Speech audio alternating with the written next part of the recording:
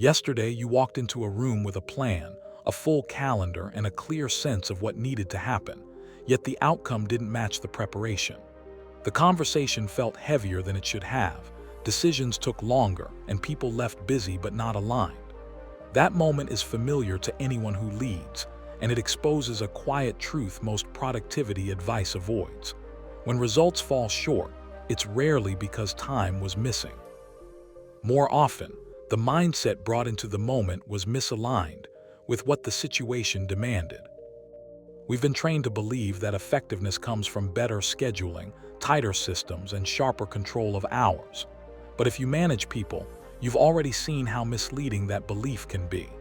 Two meetings of equal length can produce completely different outcomes, not because the agenda changed, but because the mental state of the person leading the room did. Time stays fixed, but clarity, presence, and judgment do not. That's the foundation of asterisk mindset management, not time management asterisk. The idea that performance begins in the mind long before it shows up on the calendar. David Kadavy's argument cuts against the grain of traditional productivity thinking. He suggests that most friction at work isn't caused by a lack of hours, but by entering responsibilities with the wrong mental posture. Leadership moments, giving feedback, resolving tension, making decisions with incomplete information, setting direction under pressure, are not time-based problems. They are mindset-based challenges.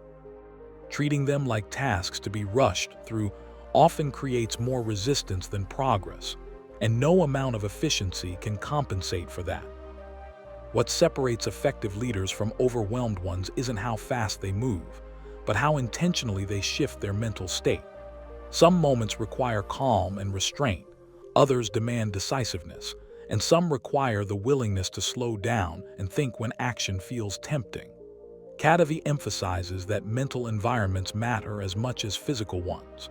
The way you prepare your attention, protect your focus, and transition between responsibilities quietly shapes how well you lead. You don't rise to the level of your plans. You operate at the level of the mindset you bring into the room. This is where mindset management becomes more than a personal productivity philosophy. It becomes a leadership discipline. When you manage people, your internal state sets the emotional tone long before you speak. Your patience, your listening, and your confidence are felt immediately, and people respond to those signals faster than they respond to instructions. A leader who shows up scattered creates uncertainty. A leader who shows up reactive creates hesitation. But a leader who shows up mentally aligned creates momentum without forcing it. Managing your mind doesn't mean being motivated all the time or perfectly composed. It means being intentional about who you need to be for what matters most in that moment.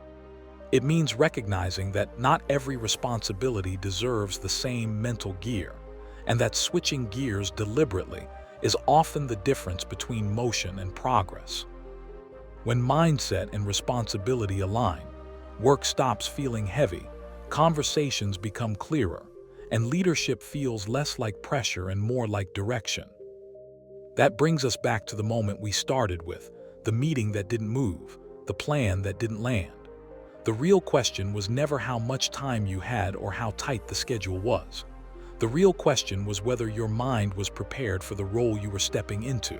When you learn to answer that question honestly, time stops controlling outcomes.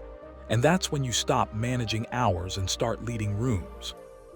And once you begin to see leadership through this lens, it becomes clear why so many capable people feel constantly busy yet strangely ineffective. They aren't failing at managing time. They're exhausting themselves by staying in the wrong mental state for too long. Urgency bleeds into moments that require patience. Analysis spills into moments that require trust. Reaction replaces intention. Mindset management is the discipline of noticing those mismatches early and correcting them before they ripple outward into the people you lead. Kadavy points out that the mind doesn't shift automatically just because the calendar does. You can move from one meeting to the next without ever changing your internal posture, carrying the residue of the last conversation into the next one. Over time, that residue compounds, and leadership starts to feel heavier than it needs to be.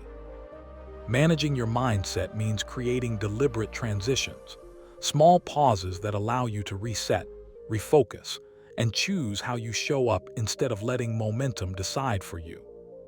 This is why the most effective leaders don't just protect their schedules, they protect their attention. They know when stepping back is not avoidance but preparation. They understand that thinking is not the absence of work, but often the most valuable work they can do. By managing their mental environment, what they allow to distract them, what they give focus to, and when they engage deeply, they create clarity not just for themselves, but for everyone around them. Over time, this approach reshapes how leadership feels. Pressure turns into perspective. Busyness gives way to purpose. Decisions become cleaner, communication becomes simpler, and trust grows because people sense consistency in how you show up. You're no longer reacting to time as it rushes past. You're choosing the mindset that best serves the moment in front of you. And that's the shift at the heart of mindset management, not time management. It's not a rejection of structure or discipline. It's an invitation to lead from the inside out. When you manage your mind with the same intention you manage people, your influence expands without requiring more hours, more meetings, or more effort. The work doesn't disappear, but it starts to move in the right direction. In the end, leadership isn't measured by how full your calendar is or how fast you move through it. It's measured by the quality of decisions made, the clarity people feel, and the momentum you create when it matters most. And all of that begins long before the meeting starts, the email is sent, or the deadline arrives. It begins with the mindset you choose to bring into the room. When you lead this way, something subtle but powerful happens. You stop treating every challenge as something to push through and start recognizing which moments require direction, which require listening, and which require space. The urgency to constantly respond fades, replaced by a steadier sense of control. Not control over time, but over how you engage with what's in front of you. That shift alone changes how people experience your leadership, because they feel less managed and more understood. This approach also reframes how progress is measured. Instead of asking whether the day was full, you begin asking whether it was aligned. Did your mindset match the weight of the decisions you made? Did you enter conversations prepared to influence rather than react? Did you leave people clearer than you found them? These questions don't appear on a task list, but they define effectiveness far more accurately than any productivity metric ever could. Mindset management doesn't eliminate pressure. It teaches you how to place it where it belongs. Pressure becomes a tool instead of a constant background noise. You learn when to apply intensity and when to release it, when to challenge people, and when to create stability. That balance is what allows leaders to remain consistent even when circumstances are. It's also what allows teams to trust that your responses aren't driven by the moment, but by intention. Over time, this way of leading compounds. Meetings become shorter not because they're rushed, but because they're clearer. Decisions stick because they're made from a grounded place. People take ownership because they feel the confidence behind the direction they're given. None of this comes from finding more time in the day. It comes from choosing the right mindset for the responsibility at hand, again and again. That's why the most impactful shift isn't rearranging your schedule, but recalibrating how you show up. When you manage your mind with purpose, time stops being the constraint it once felt like. And leadership stops feeling like something you have to keep up with, and starts feeling like something you're actually steering.